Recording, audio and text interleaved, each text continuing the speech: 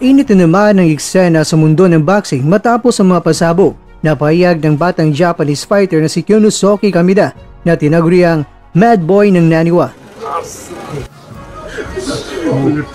Hindi rin nagpahuli sa salita o banat itong si Kyonosuke mismo na walang takot na minaliit si Casimero at ayon sa kanya, mahina siya, mababagal ang mga suntok at kung tutuusin na yaba, medyo tabatsoy siya ngayon.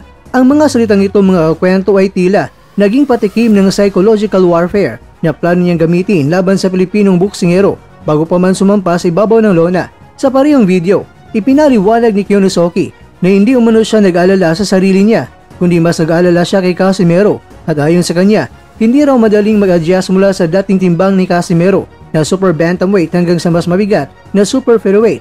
Sinabi naman ni Daike, sobrang laki ng bintay ni Kyonosuke dito, natural sa kanyang timbang, pero itong si Casimero, parang pinilit lang niya umakyat, baka maapektuhan ng bilis, ang stamina at ang power niya.